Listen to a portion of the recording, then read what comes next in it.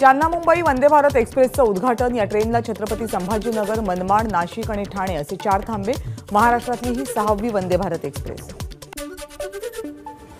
जालन्यातील वंदे भारत एक्सप्रेसच्या उद्घाटनाला उपमुख्यमंत्री देवेंद्र फडणवीस आणि केंद्रीय रेल्वे राज्यमंत्री रावसाहेब दानवे यांची उपस्थिती। वंदे भारत रेल्वे हे मराठवाड्याच्या विकासाच्या दृष्टीने महत्त्वाचं पाऊल। उपमुख्यमंत्री देवेंद्र फडणवीस यांची प्रतिक्रिया। जालन्यातल्या बदनापूरमध्ये उपमुख्यमंत्री देवेंद्र फडणवीस आणि केंद्रीय राज्यमंत्री रावसाहेब दानवे यांच्या ताफ्याला दाखवले काळे झेंडे। मराठा आंदोलकांकडून फडणवीस गो बॅकच्या घोषणा। छत्रपती संभाजीनगरमध्ये एमआयएम आणि भाजपचे कार्यकर्ते आमने-सामने। एमआयएमच्या कार्यकर्त्यांकडून इम्तियाज जलील जिंदाबाद अशा घोषणा, तर भाजपकडून भाजपच्या समर्थनार्थ घोषणा। बाहेर कार्यकर्त्यांची एकमेकांच्या विरोधात घोषणाबाजी, आतमध्ये नेत्यांच्या मात्र गप्पा। महायुतीच्या जागा वाटपाची प्राथमिक चर्चा महाराष्ट्रामध्ये होणार, मग दिल्लीत जागा वाटपाला हिरवा कंदील देणार। महायुतीतील प्रमुख नेते एकत्र बसून लोकसभेची प्राथमिक चर्चा करणार। आगामी लोकसभा निवडणुकीमध्ये भाजपचा मेगा प्लॅन। राज्यामध्ये भाजप लोकसभा निवडणूक समिती स्थापन करणार। 2019 मध्ये पिछाडीवर राहिलेल्या बूथवर भाजप विशेष लक्ष देणार।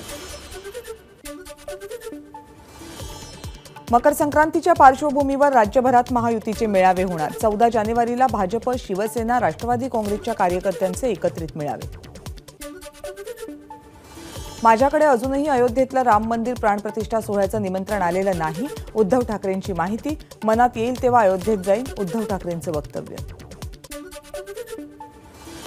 काँग्रेसच्या प्रमुखांकडून अजून जागा वाटपाचा प्रस्ताव नाही, उद्धव ठाकरेंची माहिती। तर राष्ट्रवादीची जागा वाटपाचं जवळपास निश्चित, वंचितबाबत 2 दिवसात निर्णय, उद्धव ठाकरेंचं स्पष्टीकरण। नवी दिल्लीमधील काँग्रेसच्या बैठकीतील जागा वाटपाचा फॉर्म्युला एबीपी माझाच्या हाती। काँग्रेसच्या फॉर्म्युलानुसार काँग्रेस 22, शिवसेना 18, राष्ट्रवादी काँग्रेस 6 जागांवर निवडणूक लढणार, वंचितला 2 जागा दिल्या जाणार। लोकसभा जागा वाटपाबाबत काल शरद पवार गट आणि ठाकरे गटाची बैठक। राऊतांच्या 23 जागांच्या दाव्यानंतर शरद पवार गटानं मांडली भूमिका। महाविकास आघाडीमध्ये जागा वाटपावरून धुसफूस नाही, तिन्ही पक्षांमध्ये समन्वय। काही लोक अफवा पसरवतात, खासदार संजय राऊत यांची माहिती। वंचित बहुजन आघाडीसोबत आमची चर्चा सुरू, वंचित महाविकास आघाडीसोबत असायला हवं, हीच तिन्ही पक्षांची भूमिका, संजय राऊत यांचं वक्तव्य। स्वच्छ ठाणे अभियानाला सुरुवात, मुख्यमंत्री एकनाथ शिंदेंचा स्वच्छता अभियानात सहभाग।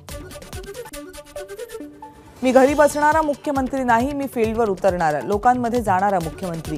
मुख्यमंत्री एकनाथ शिंदेंचा उद्धव ठाकरेंवर निशाणा।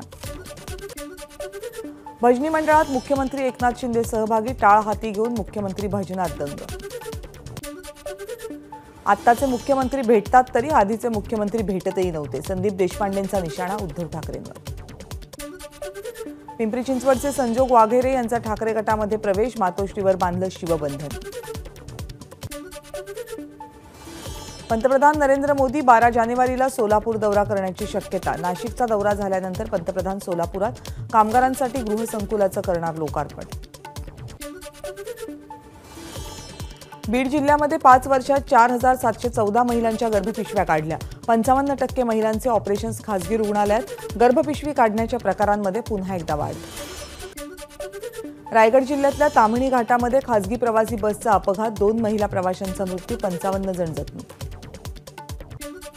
बुलढाण्यामध्ये अवैध रेती वाहतूक करणाऱ्या भरधाव ट्रकनं एका युवतीला चिरडलं, 23 वर्षीय युवतीचा जागीच मृत्यू। शेगाव संग्रामपूर मार्गावरच्या कालखेड गावाजवळची घटना, ट्रक चालकाला शेगाव ग्रामीण पोलिसांनी घेतलं ताब्यात। कोकण रेल्वेचं भारतीय रेल्वेमध्ये विलीनीकरण करावं, मंत्री दीपक केसरकर यांची केंद्र सरकारकडे मागणी।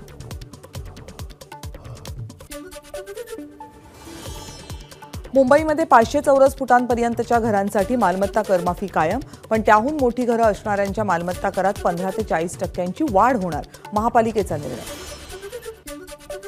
सुकन्या समृद्धी योजनेतील व्याजदर वाढवण्याचा केंद्रीय अर्थ मंत्रालयाचा निर्णय। सुकन्या समृद्धी योजनेवर आता 8.2% व्याजदर।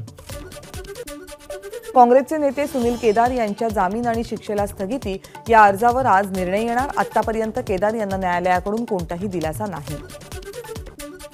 आयपीएस अधिकारी रश्मी शुक्ला पुन्हा महाराष्ट्रात परतणार। शुक्लांची पोलीस महासंचालकपदी नियुक्ती होणार की मुंबई पोलीस आयुक्तपदी वर्णी लागणार, याचा निर्णय मुख्यमंत्री घेणार।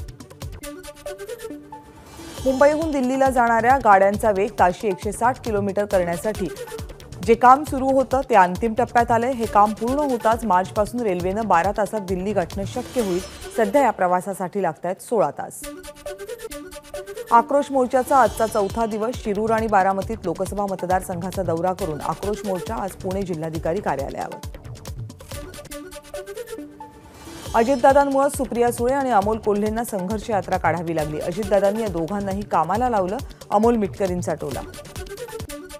सिंधुदुर्गमधील समुद्र किनाऱ्यावर पर्यटकांची गर्दी। समुद्र किनारे, गड किल्ले, मंदिरं पर्यटकांनी बहरली। 31 डिसेंबर आणि 1 जानेवारीला होणाऱ्या संभाव्य गर्दीच्या पार्श्वभूमीवर शिर्डीमध्ये पोलीस यंत्रणा सज्ज। मंदिरासमोरील महामार्गावर आजपासून नो व्हेकल झोन। नवीन वर्षाच्या पूर्वसंध्येला मुंबईतल्या Girgaon Juhu Chowpatty, gateway of India परिसरातील वाहतूक आणि पार्किंगच्या व्यवस्थेत बदल। वाहतूक कोंडी आणि गर्दी टाळण्यासाठी हा बदल। मुंबईमध्ये 31 डिसेंबरला 10 ठिकाणी महास्वच्छता अभियानाचं आयोजन। गेटवे ऑफ इंडिया इथून सकाळी 9 वाजता अभियानाचा प्रारंभ। मुख्यमंत्री एकनाथ शिंदेंसह विविध लोकप्रतिनिधी राहणार उपस्थित। महाराष्ट्रात कोरोनाचे नवे 129 रुग्ण। सक्रिय रुग्णांची संख्या 483। कोरोनाच्या नव्या जेवन व्हेरियंटच्या पार्श्वभूमीवर नागपूरमधली आरोग्य यंत्रणा सज्ज। महापालिका अतिरिक्त आयुक्त आंचल गोयल यांची आरोग्य विभागासोबत बैठक। नाशिकमधल्या सप्तशृंगी गड उद्या 24 तास खुला राहणार। भाविकांची गैरसोय टाळण्यासाठी निर्णय। धुळे महापालिकेच्या लोकप्रतिनिधीचा कार्यकाळ आजपासून संपुष्टात येणार। प्रशासक म्हणून आयुक्त अमित दागडे पाटील या सांभाळणार कार्यभार। रायगडच्या मुरुड समुद्रकिनारी मुरुड पर्यटन महोत्सव। 4 दिवस चालणाऱ्या महोत्सवाची पर्यटन दिंडीने सुरुवात। राज्याचे मदत आणि पुनर्वसन मंत्री अनिल पाटील यांची चेतक फेस्टिव्हलला भेट। शरीर सुखाला विरोध केला म्हणून महिलेची गळा दाबून हत्या। मृतदेहाची विल्हेवाट लावण्यासाठी उसाचा फड पेटवला। कोल्हापूरच्या आजरा तालुक्यातल्या भादवणमधली घटना। यवतमाळच्या आर्णी तहसील कार्यालयासमोर शेतकऱ्यांच्या विविध मागण्यांसाठी काँग्रेसचं आंदोलन। आर्णी तालुका दुष्काळग्रस्त जाहीर करावा यासाठी आंदोलन। मराठा आरक्षणाच्या मागणीसाठी धाराशिवमध्ये मराठा समाज आक्रमक। 100 ट्रॅक्टर आणि रिक्षा घेऊन सांजा गावातील नागरिकांचा धाराशिव जिल्हाधिकारी कार्यालयावर मोर्चा। पुण्यामध्ये अतिक्रमण विभागाकडून मोठी कारवाई। तब्बल 11 अनधिकृत इमारतींवर महापालिकेची कारवाई। आंबेगाव, बुद्रुक आणि सिंहगड रोड परिसरातील 500 सदनिका जमीनदोस्त। गुजरातमधून ऑनलाईन फसवणूक करणाऱ्या 2 जणांना अटक। माटुंगा पोलिसांची कारवाई। आरोपींना सोशल मीडियावरून सामान्य नागरिकांना नोकरी देतो असं सांगून फसवणूक केल्याचं उघड। नागपूरमधल्या पेंच व्याघ्र प्रकल्पाच्या कोलितमारा बफर क्षेत्रातल्या गावामध्ये पॅरामोटरिंग आणि हॉट एअर बलूनचा थरार अनुभवता येणार। बोटीतून वन सफारीही सुरू केली जाणार। ऑलिम्पिकवीर खशाबा जाधव यांचा जन्मदिन 15 जानेवारी हा आता राज्य क्रीडा दिन म्हणून साजरा होणार। राष्ट्रीय क्रीडा दिन आणि क्रीडा सप्ताह साजरा करण्यासाठी प्रत्येक जिल्ह्याला 2,25,000 रुपयांचं अनुदान। हिंगोली जिल्ह्यामध्ये कडाक्याच्या थंडीसोबतच दाट धुक्याचीही चादर। वाहतुकीचा वेग मंदावला।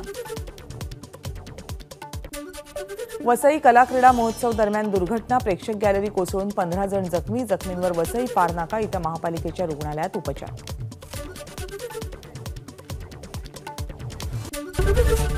एबीपी माझा, उघडा डोळे बघा नीट।